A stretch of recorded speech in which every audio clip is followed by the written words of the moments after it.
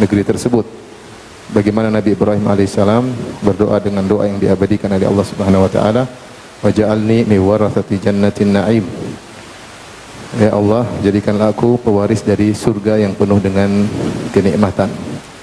Kenapa? Karena demikianlah surga, isinya semuanya adalah kenikmatan. Makanya dikatakan jannatin na'im, ya, itu surga yang penuh dengan kenikmatan.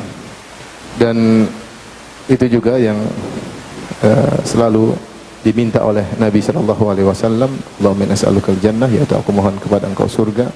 Rabbana atina fid dunya hasanah wa fil akhirati hasanah, yaitu adalah surga. Dan Nabi SAW menyuruh kita untuk meminta surga. Kata Nabi SAW, idza sa'altumullah fas'aluhul firdaus fa innahu a'lal jannah. Jika kalian minta kepada Allah, mintalah surga firdaus, karena itu adalah surga yang tertinggi. Nah, pada kesempatan kali ini kita akan membahas tentang pesona surga, ya, ditinjau dari beberapa tinjauan-tinjauan, ya, atau kaidah-kaidah yang terkait dengan surga. Yang pertama, kaidah yang pertama, ikhwan dan akhwat yang dirahmati oleh Allah Subhanahu wa taala, bahwasanya surga itu dimasuki dengan rahmat Allah Subhanahu wa taala. Al-Imam Ibnu Qayyim rahimahullahu taala menyebutkan kaidah, beliau mengatakan tentang perkataan para ulama. Beliau berkata, an-najatu minan nar bi afwillah, selamat dari neraka jahanam dengan ampunan Allah Subhanahu wa taala, wa dukhulul jannah bi rahmatillah, dan masuk surga dengan rahmat Allah Subhanahu wa taala, wa iqtisamul manazil wad darajat bil a'mal. Adapun pembagian derajat-derajat, tingkatan-tingkatan di surga maka dengan amal soleh. Maka kita ada 3 perkara: selamat dari neraka karena apa? Ampunan Allah Subhanahu wa taala, masuk surga karena rahmat Allah Subhanahu wa taala, kemudian pembagian tingkatan surga sesuai dengan amal soleh, ya. Dan ini sangat jelas karena amal yang kita lakukan di dunia ini tidak ada bandingannya jika dibandingkan dengan nikmat surga yang terlalu indah. Contoh saja kata Nabi sallallahu alaihi wasallam, raqatul fajri khairun minad dunya wa ma fiha. 2 rakaat yang dikerjakan sebelum subuh lebih baik daripada dunia dan seisinya. Artinya pahala yang Allah siapkan untuk salat 2 rakaat sebelum subuh itu pahalanya lebih indah daripada dunia dan seluruh isinya. Ya, kalau kita bandingkan sangat tidak sebanding. Bagaimana 2 rakaat yang dikerjakan cuma 2 atau 3 menit ternyata ganjarannya sangat luar biasa. Oleh karena dari sini kita tahu bahwasanya amal kita ini tidak bisa digunakan untuk membayar surga. Dan ini telah ditegaskan oleh Nabi sallallahu alaihi wasallam, la yadkhulu ahadukumul jannah bi amalihi. Tidak salah seorang pun dari kalian yang masuk surga dengan amalnya. Wala anta ya Rasulullah, apakah engkau juga tidak masuk surga karena amal Anda ya Rasulullah? Kata Rasulullah sallallahu alaihi wasallam, wala ana illa yataghammadani Allah bi rahmatih. Aku pun masuk surga bukan dengan amalku, tapi aku masuk surga dengan rahmat Allah Subhanahu wa taala. Di sini kata para ulama, maksudnya tidak mungkin seorang masuk surga dengan menjadikan amalnya sebagai iwat, sebagai bayaran untuk surga tersebut. Karena amal yang kita lakukan ya hanya sedikit, tidak sebanding dengan nikmat surga yang sangat luar biasa. Bayangkan 2 rakaat dikerjakan sebelum subuh, ganjarannya lebih baik daripada dunia dan seisinya. Ini tidak sebanding, ya. Kita aja di dunia kerja seorang sebulan penuh kerja keras, ya gaji pun 40 juta, 50 juta, ya. Ini cuma 2 menit, 3 menit lebih baik pada dunia dan seisinya. Oleh karena di antara tafsir yang menarik dari firman Allah Subhanahu wa taala tentang kisah Nabi Nuh alaihissalam, ketika Nabi Nuh alaihissalam melepaskan atau menyuruh kaumnya, orang-orang yang beriman, untuk naik di atas bahtera. Allah berfirman, faqala bismillahi majreha wa mursaha inna rabbi laghafurur rahim. Irkabu fiha bismillahi majreha wa mursaha. Ya, naiklah di atas kapal bismillahi majreha wa mursaha, dengan nama Allah ketika berlabuh dan ketika bersandar. Inna rabbi laghafurur rahim, sungguhnya Rabbku Maha Pengampun lagi Maha Penyayang.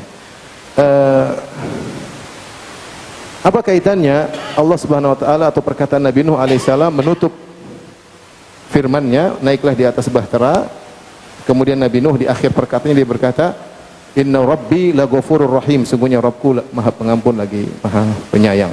Kata para ulama, karena selamatnya kaum Nabi Nuh dari siksaan banjir yang besar tersebut bukan karena amalnya, karena setiap manusia pasti punya kesalahan, tapi karena Allah Maha Pengampun, terus digandingkan laghafurur rahim, Allah Maha Pengampun lagi Maha Penyayang, sehingga dengan rahmat dan ampunan Allah lah maka Nabi Nuh dan kaumnya yang beriman bisa selamat dari banjir tersebut, bukan karena amal soleh yang mereka lakukan, karena amal soleh yang mereka lakukan tercampur terkontaminasi dengan dosa-dosa.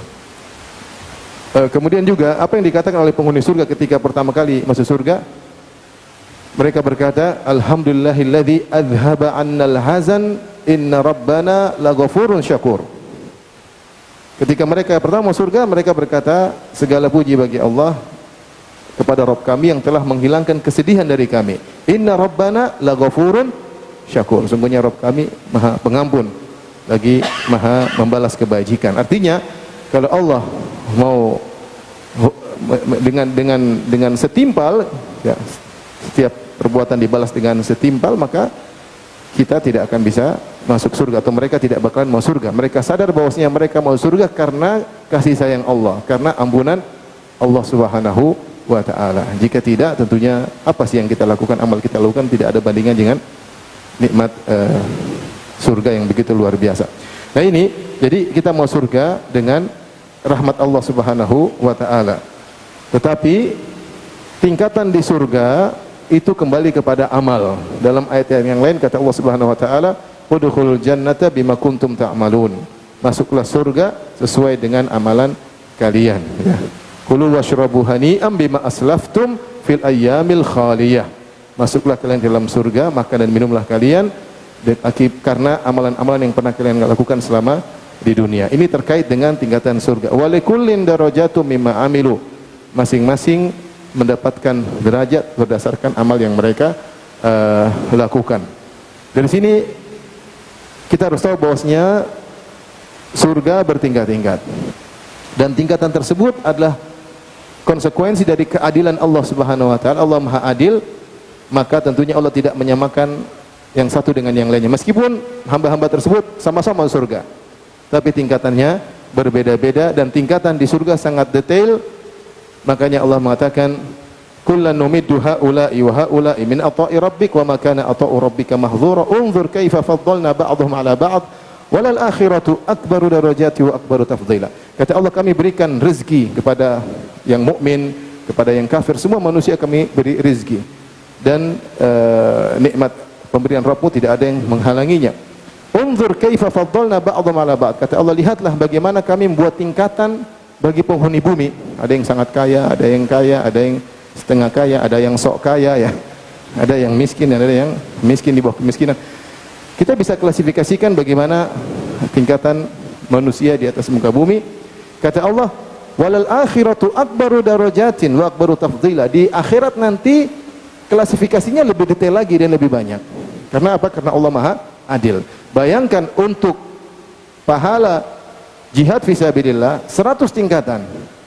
Ya, kata Nabi sallallahu alaihi wasallam, Allah Subhanahu wa taala, inna fil jannah mi'ata darajah a'addaha Allah lil mujahidin fi sabilillah. Ma baina darajataini kama baina sama'i wal ard. Sungguhnya di surga itu ada 100 tingkatan yang Allah khususkan untuk orang-orang berjihad di jalan Allah Subhanahu wa taala.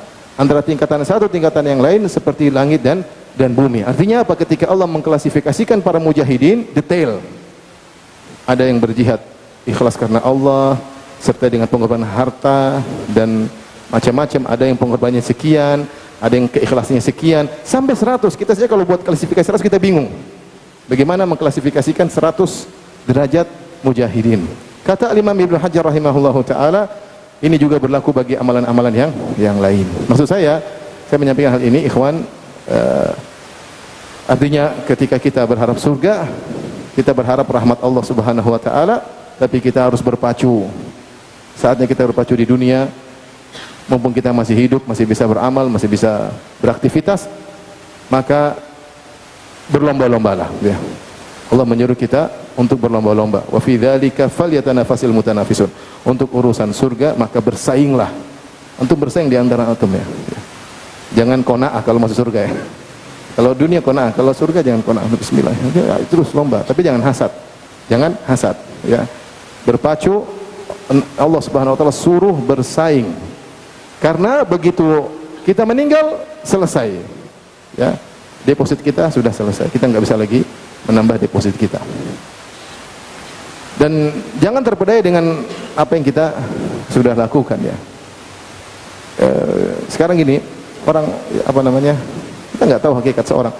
Mungkin kita punya harta lebih banyak, kita lihat orang mungkin dia kerjanya hanya tukang sapu misalnya ya, atau kerjaan yang lain yang halal ya.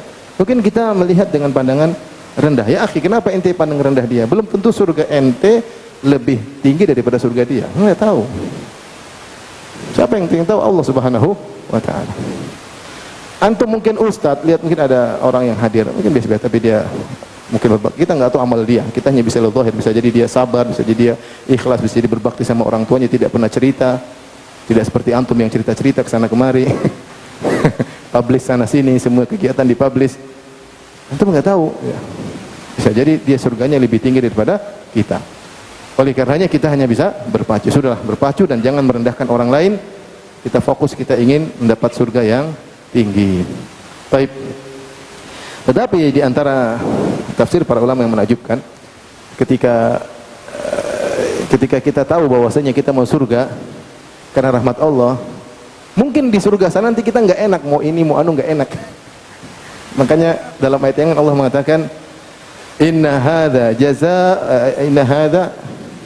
jazaa'u wa kana sa'yukum gimana? Inna hadza kana lakum jazaa'an wa kana sa'yukum mashkura. Di surat Al-Insan.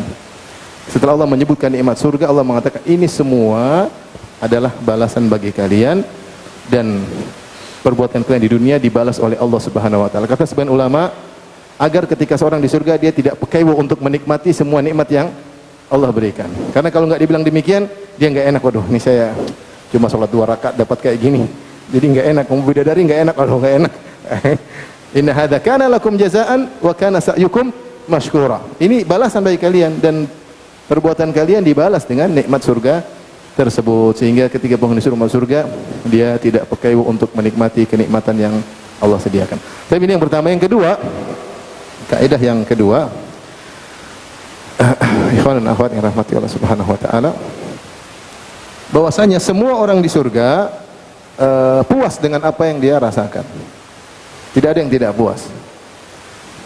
Karena rasa sedih dicabut oleh Allah Subhanahu wa taala. Nah, kalau orang tidak puas dia pasti sedih. Ya. Alhamdulillah adhaba 'annal hazan.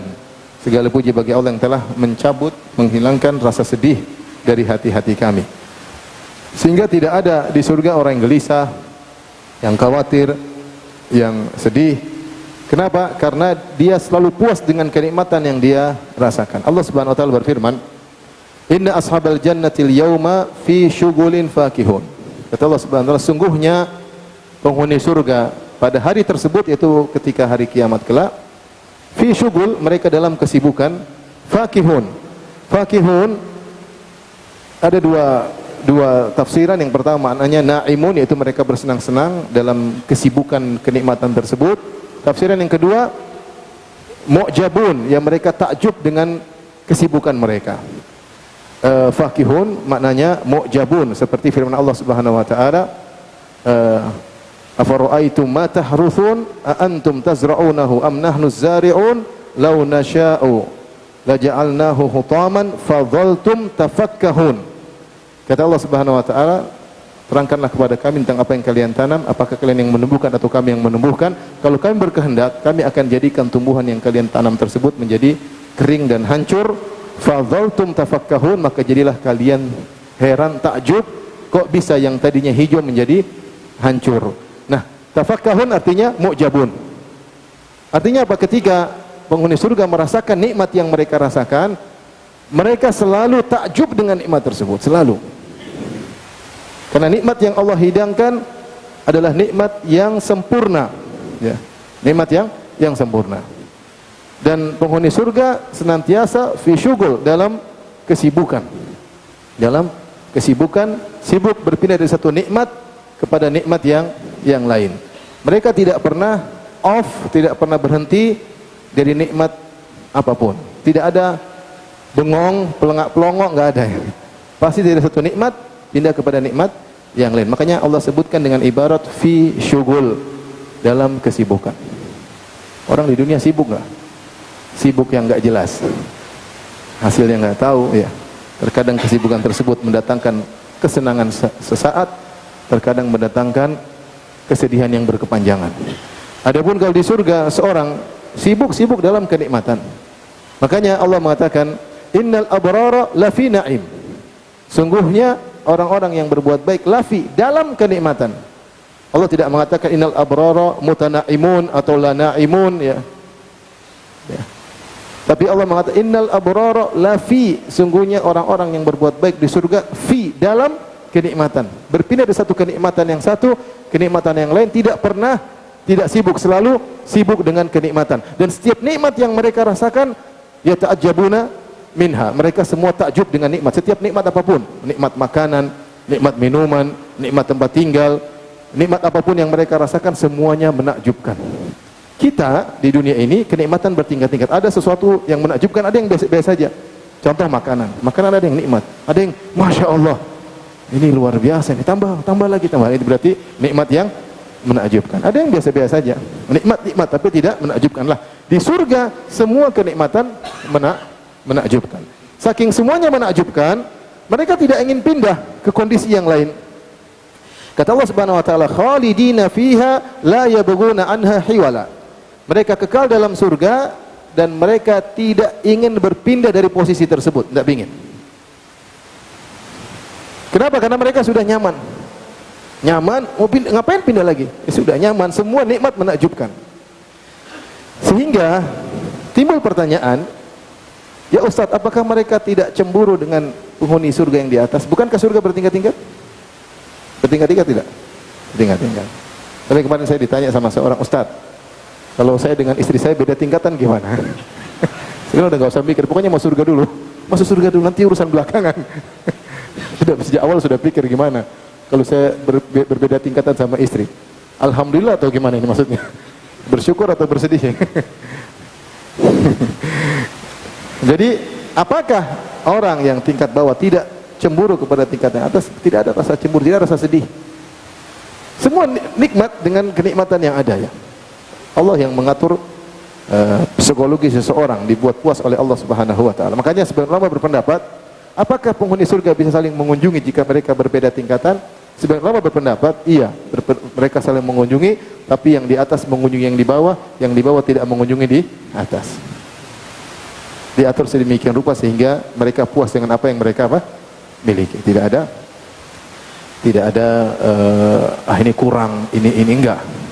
Tapi semua nikmat yang mereka rasakan adalah menakjubkan. Taib. Jadi semua nikmatnya sempurna. Semua nikmatnya sempurna. Kemudian kaidah berikutnya atau poin berikutnya, bahwasanya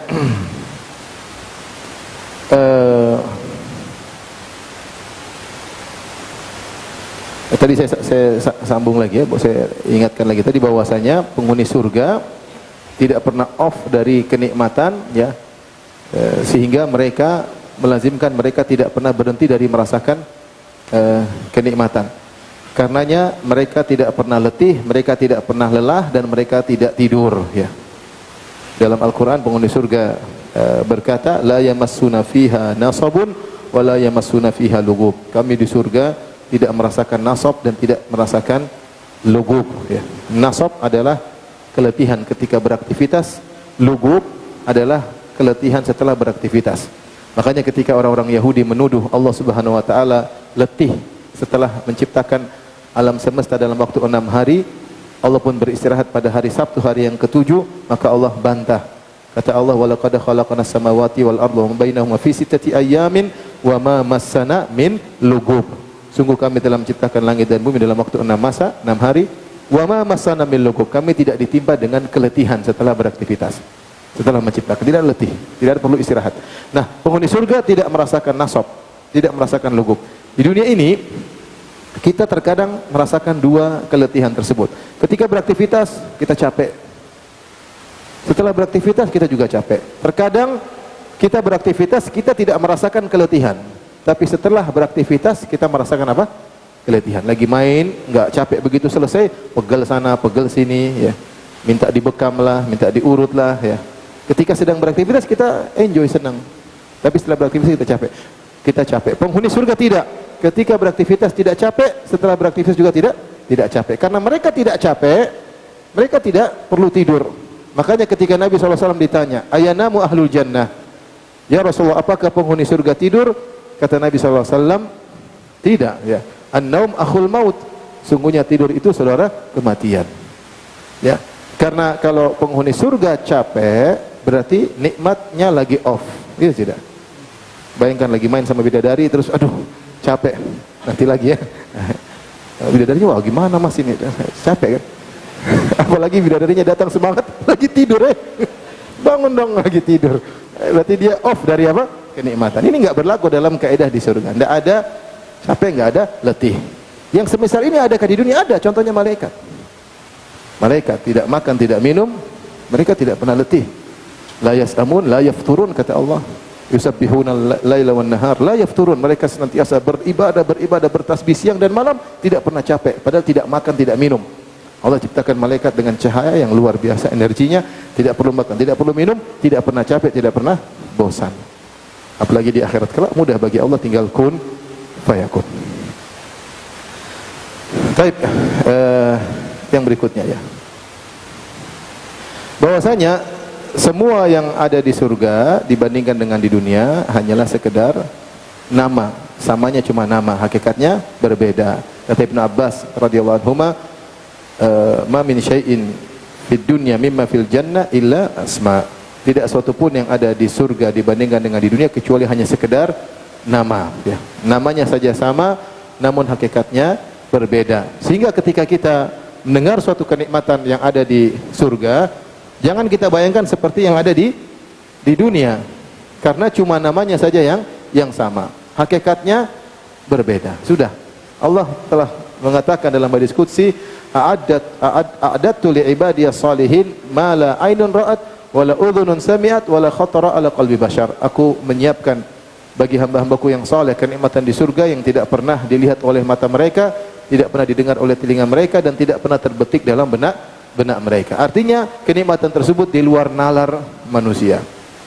Sebagiannya Allah sebutkan, misalnya dalam Al-Quran Allah bicara tentang akwab, tentang piala-piala yang berisi minuman ya. Yutafu alaihim bi aniyatin min fiddatin wa akwabin kanat qawarira min fiddatin qaddaruha taqdira. Kata Allah Subhanahu wa taala bahwasanya pelayan-pelayan mereka berkeliling sambil bawa bejana-bejana dan bawa piala-piala yang berisi minuman. Kanat qawarira, yang piala-piala tersebut adalah qawarir, seperti kaca-kaca. Tapi kaca-kaca tersebut aneh, qawarira min fiddatin. Kaca-kaca tersebut ternyata terbuat dari fiddah, dari perak. Nah, di dunia ini kita nggak ada perak yang bening tembus pandang, nggak ada. Di akhirat ada kaca tapi terbuat dari apa?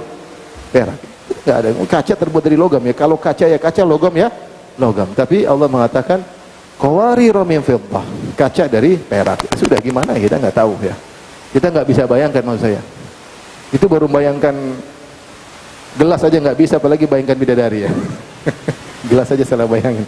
Gimana kaca terbuat dari perak, nggak bisa. Ya kita mungkin menghayal seperti Nabi SAW ketika membicarakan tentang bangunan. Kata Nabi SAW, labinatun min dhahab, labinatun min fiddah. Bata dari emas, bata dari perak. Emasnya bukan seperti emas dunia, peraknya bukan seperti perak dunia. Ya. Wa milatuha al-miskul adfar, dan semennya terbuat dari minyak kasturi. Hasba'uha lu'lu' wal yaqut, ya, bahwasanya bebatuannya, kerikilnya terbuat dari permata, intan, berlian. Kemudian turbatuha za'faran, dan tanahnya terbuat dari za'faran. Nah, ini kita nggak bisa bayangkan seperti apa. Ya, tapi itulah bangunan tidak sama seperti bangunan di dunia. Sungai, ya, dalam riwayat anharun tajri min ghairi ukhdud, sungai yang mengalir tanpa ada bolongannya, mengalir di atas. Bagaimana terserah Allah Subhanahu wa taala. Belum sungai dari khamar, sungai dari susu, sungai dari madu, sungai dari air segar ya, yang itu tidak pernah kita lihat di dunia ya. Ya, di dunia ada namanya sungai susu, nggak ada ya. Sungai khamar, masya Allah ya. Menyelam sambil sambil minum khamar, masya Allah. Tapi khamar tersebut tidak bikin mabuk, makanya ikan-ikannya nggak mabuk. Tapi intinya ini semua di luar daripada nalar kita. Makanya ketika Allah sebutin pohon, ya udah jangan bayangkan pohon seperti di dunia. Kata Nabi SAW, "Ma min syajaratin fil jannah illa wasaquha min dhahab." Tidak ada satu pohon pun di surga kecuali batangnya terbuat dari emas. Ya bayangkan, pohon dari emas, batangnya gimana dari emas? Rantingnya emas, indah sekali pohon tersebut. Bayangkan, dari emas. Ya. Makanya ketika sebagian orang-orang liberal menghina ayat-ayat Allah, mereka mengatakan, kita jangan ambil tekstualnya, kita ambil kontekstual. Kalau tekstual, lihat surga. Apa isi surga di Al-Quran? Isinya taman sungai, taman sungai, taman sungai. Hanya untuk orang-orang Arab Badui.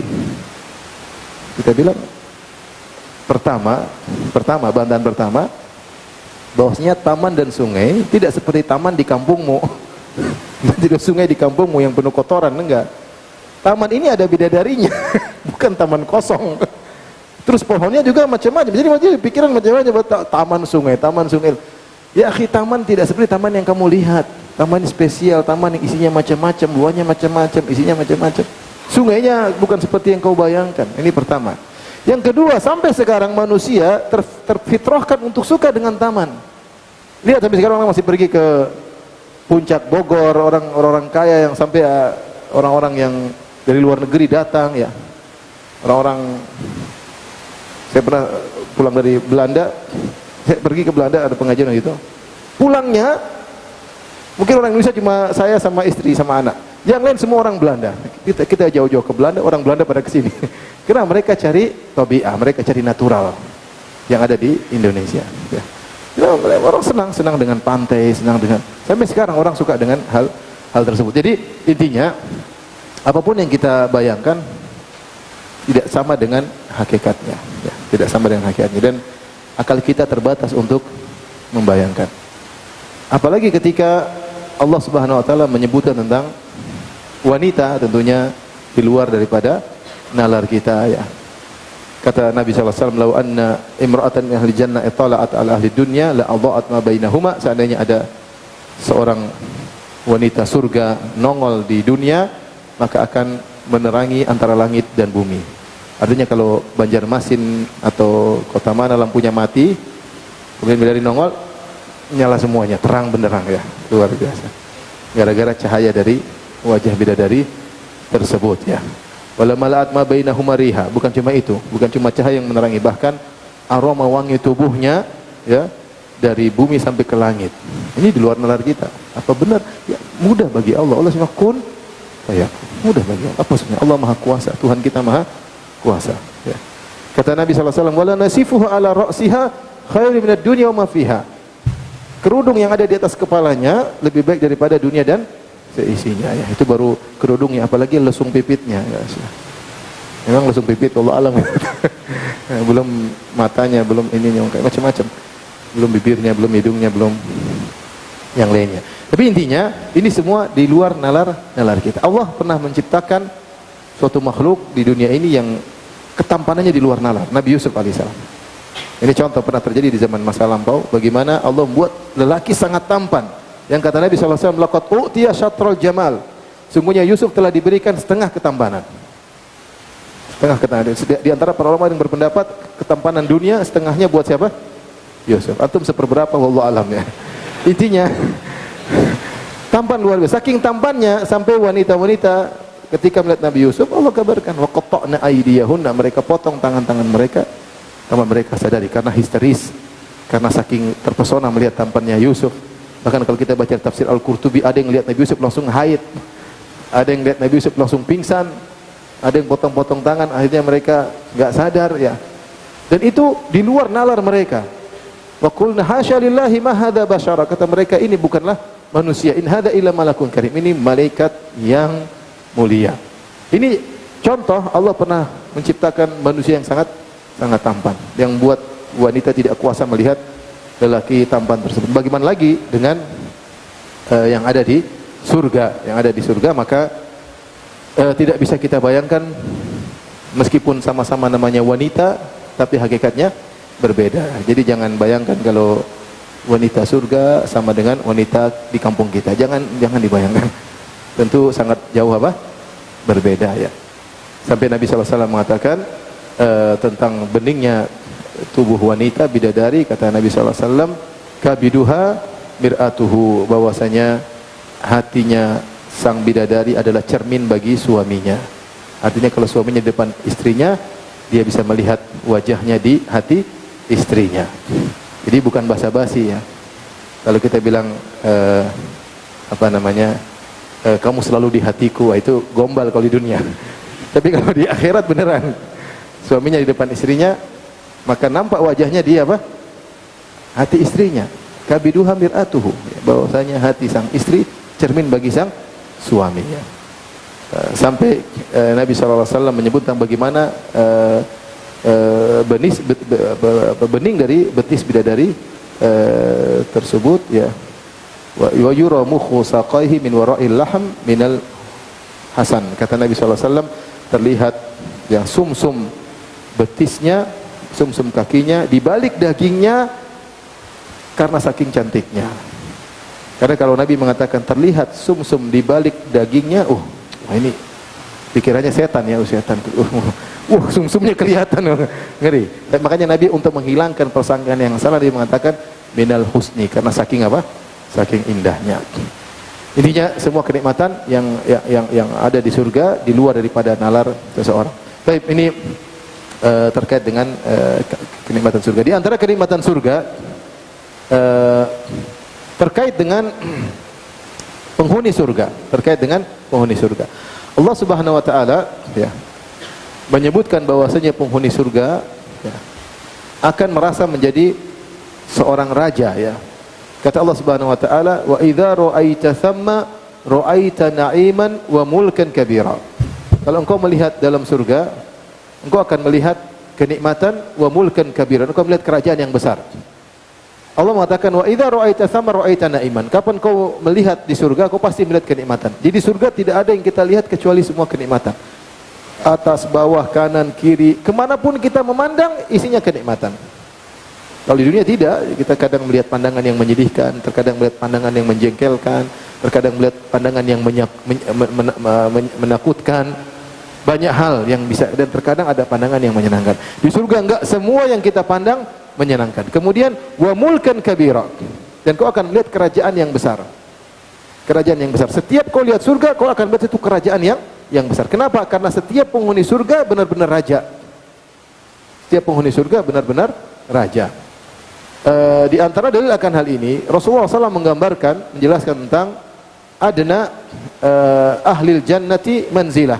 Ketika Rasulullah SAW menjelaskan tentang penghuni surga yang paling rendah surganya, maka Rasulullah SAW bercerita tentang orang yang paling terakhir keluar dari neraka jahanam.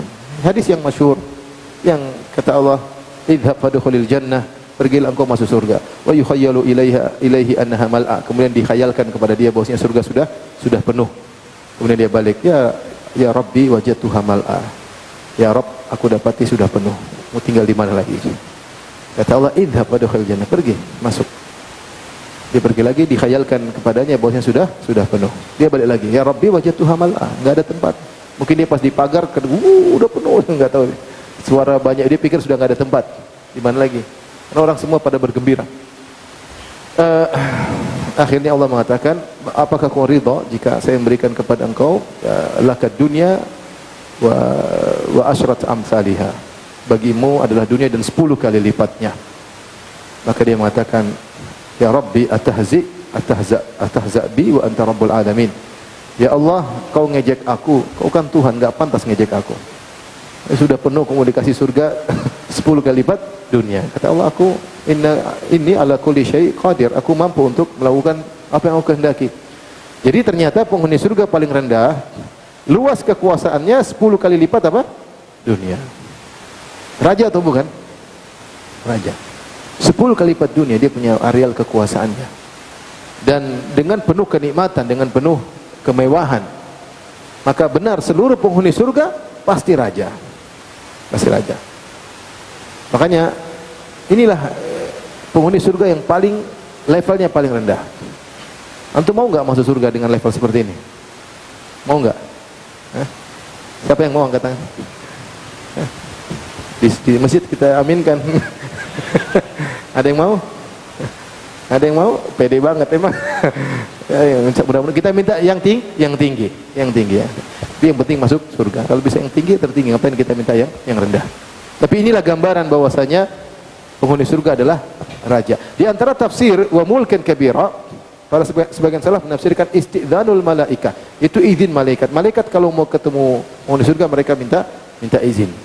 Dan ini menunjukkan bagaimana penghuni surga dihormati sampai malaikat minta izin kalau untuk bertemu dengan penghuni surga. Kemudian selain mereka adalah raja, ya. Kemudian tubuh mereka juga dimodifikasi sebagaimana datang dalam riwayat-riwayat, ya. Penghuni surga akan dibuat umurnya 33 tahun, ya. 33 tahun ini umur muda yang agresif, yang aktif, umur 33 tahun, ya. Sehingga tidak ada yang tua. Kalau ada orang sudah tua meninggal kemudian masuk surga akan dimudahkan kembali oleh Allah menjadi umur 33 tahun. Sehingga dalam kondisi selalu aktif. Kemudian karena selalu umur 33 tahun, mereka tidak bakalan tua selama-lamanya. Dalam hadis disebutkan yunada li ahli jannah, maka diseru kepada penghuni surga, innalakum an tahyau fala tamutu abada. Kalian akan senantiasa hidup dan tidak akan mati selama-lamanya, enggak bakalan meninggal. Wa antashibbu fala tahramu abada. Kalian akan senantiasa muda dan tidak pernah tua selama-lamanya, ya. Wa antasihhu fala tasqamu abada. Kalian akan senantiasa sehat dan tidak pernah sakit selama-lamanya. Wa antan'amu fala tab'asu abada. Dan kalian akan senantiasa bahagia dan tidak pernah sengsara selama-lamanya. Jadi kenikmatan dirasakan luar biasa. Muda terus, tidak takut tua, ya. Kemudian tidak pernah sakit, ya. Makan apapun tidak usah takut kolesterol, tidak usah takut asam urat. Kemudian muda terus, sehat terus, bahagia terus, tidak pernah sengsara, ya. Ini menunjukkan bahwasanya manusia ketika masuk surga dimodifikasi, dan begitulah kehidupan di akhirat adalah modifikasi dari kehidupan yang pertama. Kata Allah Subhanahu wa taala, "Wa laqad alimtumun nash'atal ula." Sungguh kalian telah mengetahui proses penciptaan yang pertama, isyarat bahwasanya proses penciptaan kedua tidak sama dengan proses penciptaan yang pertama. Benar, ketika kita dibangkitkan dengan sebagian anggota tubuh kita yang pernah ada di dunia, tetapi dimodifikasi oleh Allah Subhanahu wa taala. Jadilah penghuni neraka dengan tubuh yang besar, yang kuat untuk disiksa tidak mati-mati, dibakar tidak mati-mati, ya. Kemudian mereka bisa melihat malaikat, sebelumnya tidak bisa melihat malaikat, ya. Demikian juga penghuni surga dimodifikasi oleh Allah Subhanahu wa taala. Di antaranya tubuhnya dibuat senantiasa muda. Kemudian di antaranya dibuat tinggi. Penghuni surga dibangkitkan pada hari kiamat ala surati abihim Adam. Tuluhu situna zira'an. Penghuni surga akan dibuat tingginya 60 hasta. Satu hasta kira-kira sekian. Kemudian 60 hasta, kalau ini setengah meter kira-kira 30 meter, ya. Jadi kalau antum masuk surga tingginya berapa meter? 30 meter. Yang pendek-pendek jangan sedih, ya. Insyaallah masuk surga akan apa? Akan tinggi 30 meter. Dan itu adalah tinggi yang prima, ya, yang Allah ciptakan bagi penghuni surga. Selain tinggi, kemudian dari sisi ketampanan, semua penghuni surga akan dibuat enak dipandang, ya. Makanya dalam hadis awwalu zumratin tadkhulul jannah wujuhum kal qamar.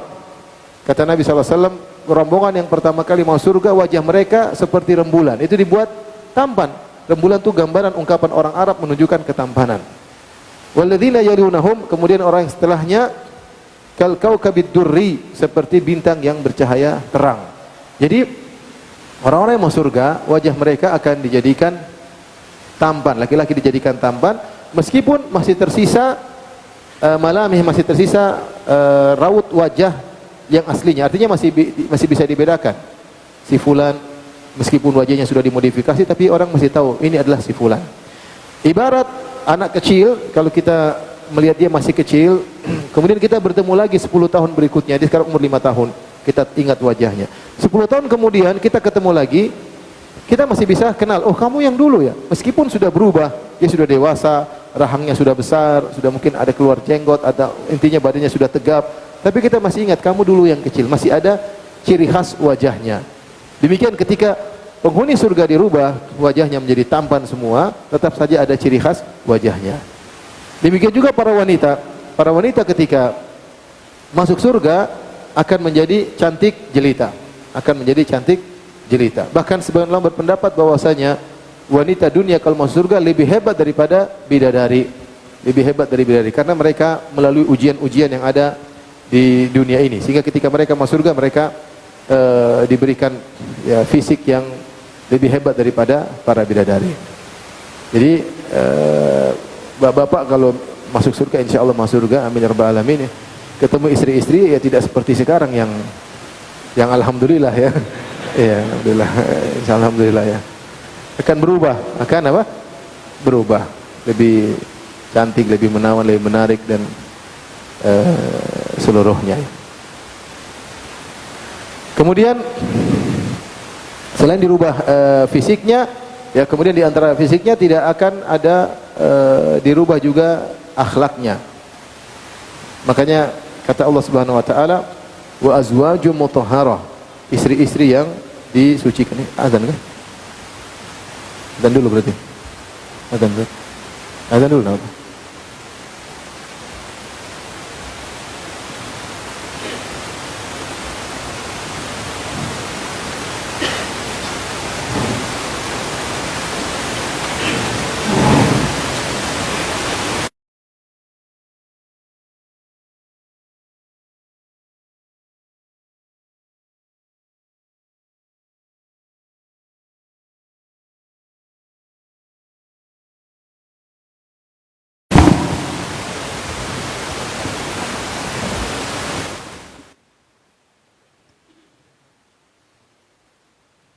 Allahu Akbar, Allahu Akbar,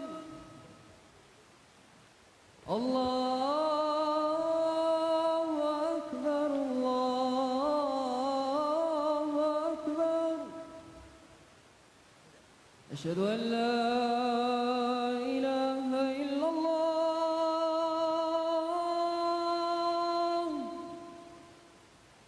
Asyhadu an la ilaha illallah.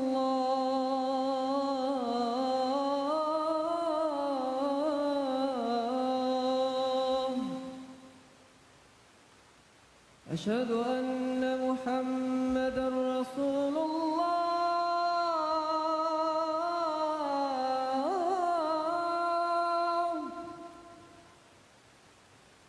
أشهد أن محمدًا رسول الله.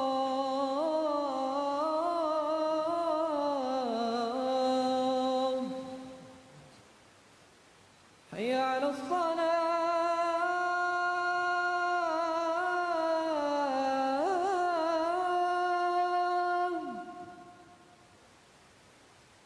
حي على الصلاة.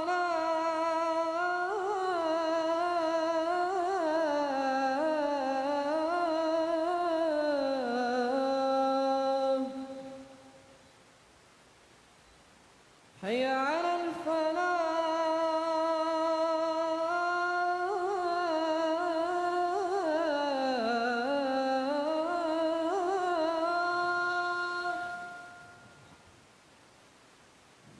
حي على الفلاح.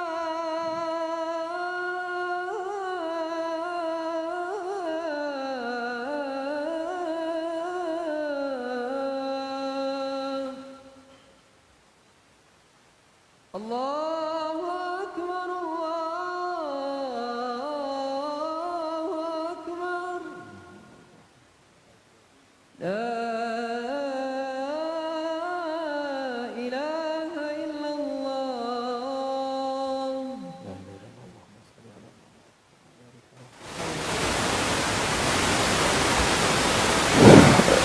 Ikhwan dan akhwat yang rahmati Allah Subhanahu wa taala, masih terkait dengan penghuni surga, fisiknya dirubah, di antaranya dibersihkan.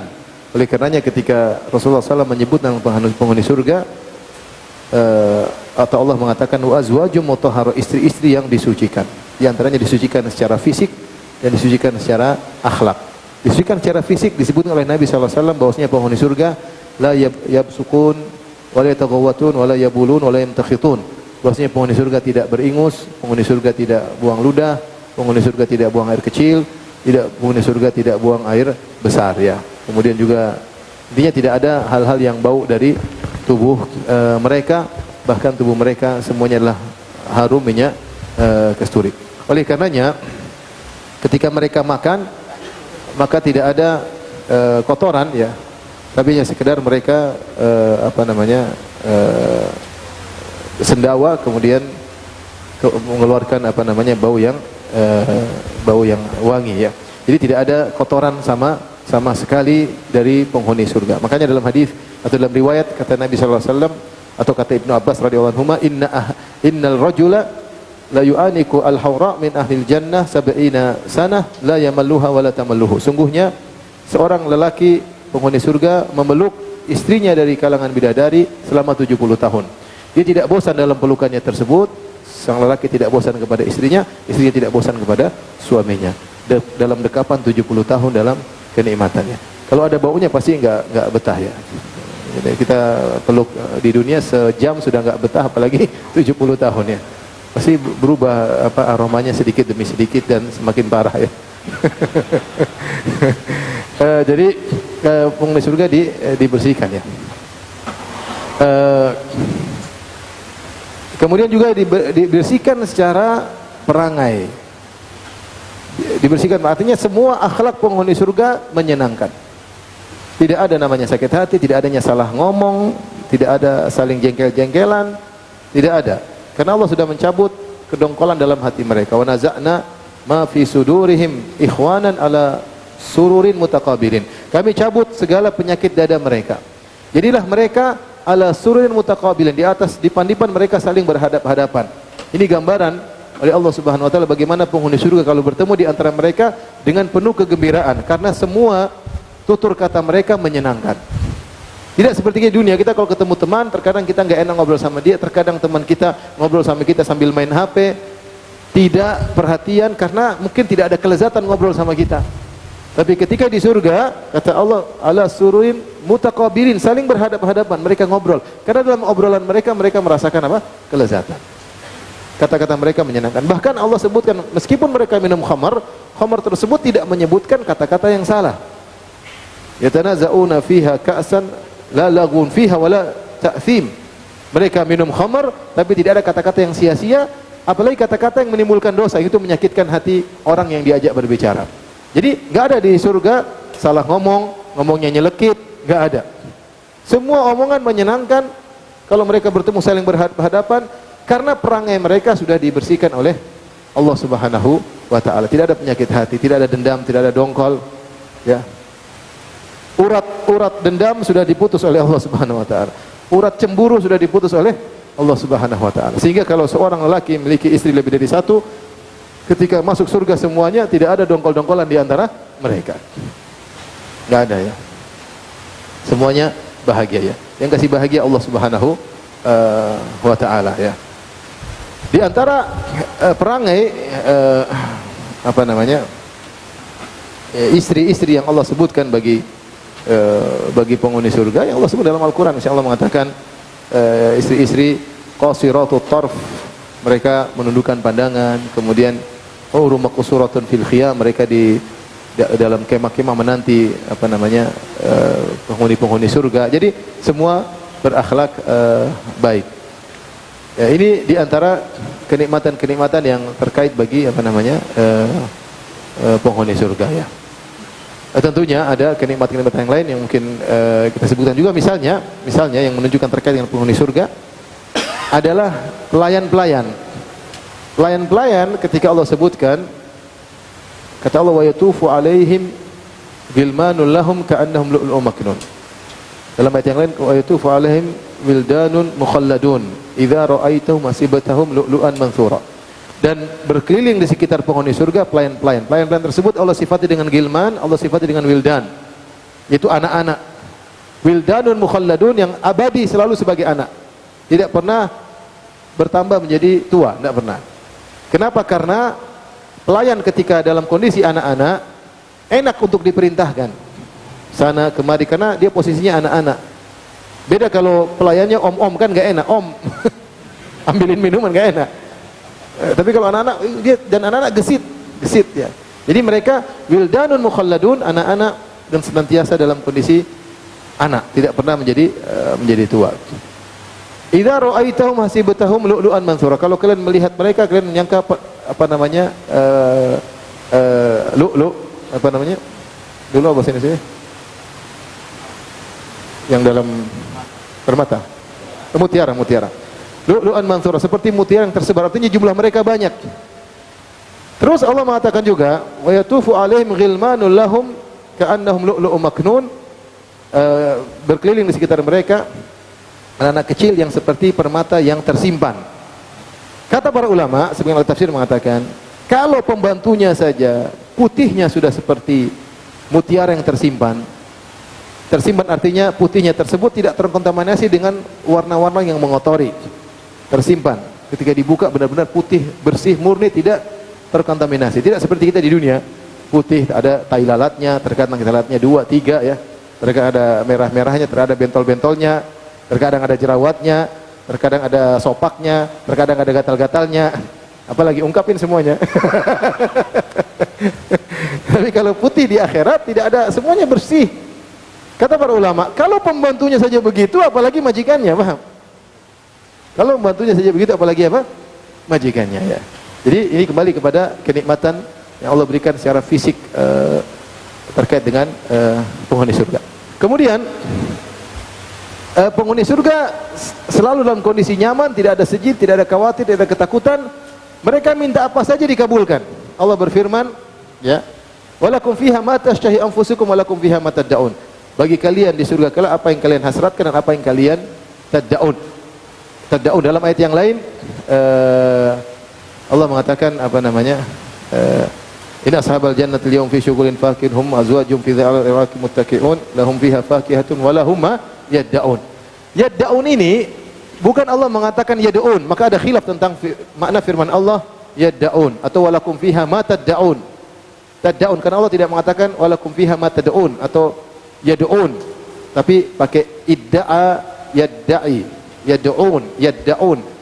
Maka ada beberapa pendapat. Ada yang mengatakan bagi kalian apa yang kalian hasratkan, walakum fiha ma tad'un, bagi kalian apa yang tad'un, yang kalian utarakan.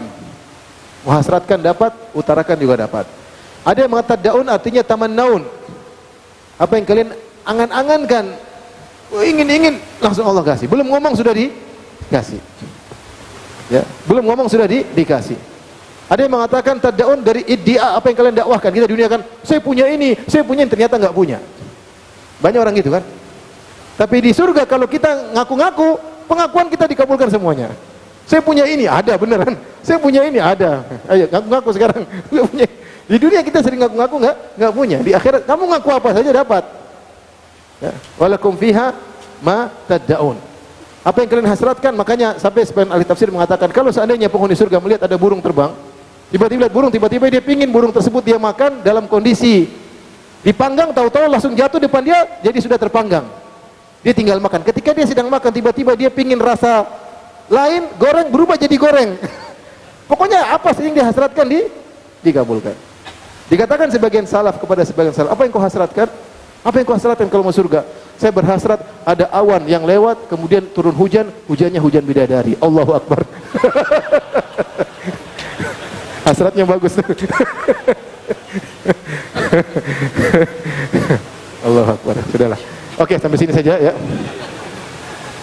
Yang bisa kita sampaikan intinya, pokoknya masuk surga aja dulu ya.